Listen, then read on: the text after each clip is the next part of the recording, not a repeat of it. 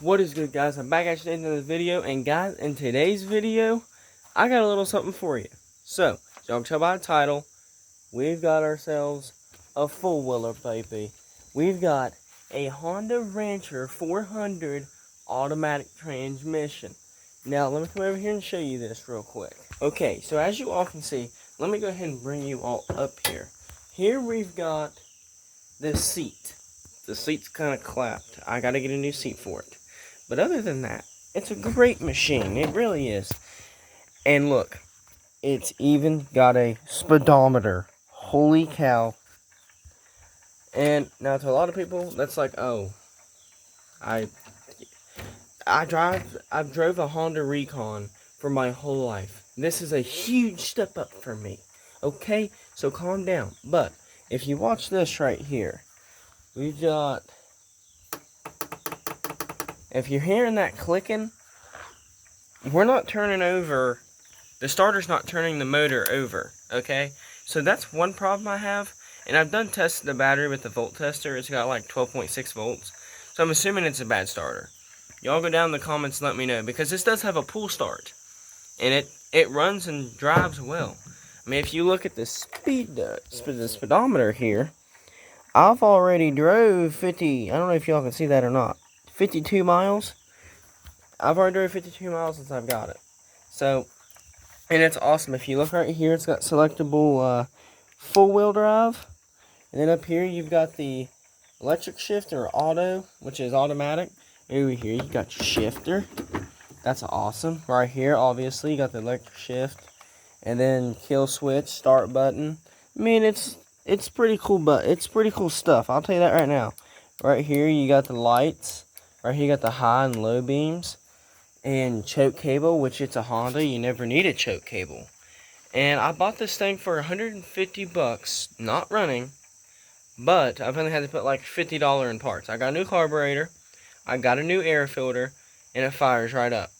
Now, we are going to have to get some back plastics right here. These are a little bit like clapped, okay? But over here, it don't even have one. So, that's one thing we're going to have to really look into. Then we're going to have to get a new seat. And it does leak oil. And it's not where you would expect it. If you can look and see here, there is a bolt sticking up. The bolt is stripped. Well, the bolt's not stripped because, you know, the bolt's steel, the motor's aluminum. So, technically, the motor's stripped. And I've heard some solutions to that. You get high heat JB weld or something, and you not weld, but you know what I'm talking about. You put that stuff around the bolt, and then you get gasket maker or whatever, and you stick down inside that hole with your screw. And I've seen where it stopped leaks, so I thought it was a head gasket when the guy told me it was leaking. And then I got home, and then I finally got it running, and I got out, and I looked down there, and you can just see oil coming up out of that bolt. It's stripped, has about that big of a gap in it. So, yeah, that's why, just saying, I mean, but still, it runs for 200 bucks. I bought it for 150 and put 50 bucks in it. But now, the back plastics are going to cost about 50 bucks. I mean, they're plastics. I don't know why they got to cost that much. And a seat's like 75 bucks. That is going to be annoying. And then, what else? I could do without a starter right now because this thing usually starts on first pull. I would start it right now for you all, but mainly because we're working on this bolt right now, and I just cleaned it up. That way we can get the stuff in there so it will stick and hold to it. I had to clean up around that bolt, so I can't really start it right now and then get oil back out and everything. And I mean, it's not a bad oil leak, but just for the safety of we want this stuff to stick, I'm not going to start it right now. But it starts and everything. Runs and drives for 200 bucks. Go down in the comments. That's a pretty cool deal. I will admit that. That is a cool deal. And it's not like it's beat to crap and back. I mean, let's see here. I mean, you got the the front plastics are awesome. The front plastics, I'll show you all the front of it. That is pretty nice. I mean, it's not like and I painted the racks. The racks were a tad bit rusty, but I mean, I buffed them out and painted them, and that's really about it. It needs a new seat, new back plastics. Well, the taillights are fine. Y'all can see the taillights are fine. And it needs new seat, new back plastics. And we need to fix that oil leak. And for some odd reason, this motor fan does not work. You can see back up in there. Well, actually not for some odd reason, because I actually kind of figured out why it doesn't work. So if you look, I don't know if y'all can see that or not back in there. I don't think you all can, but there is a wire. There's two wires that run from the radiator up toward the gas tank, and there's a blue and a green wire.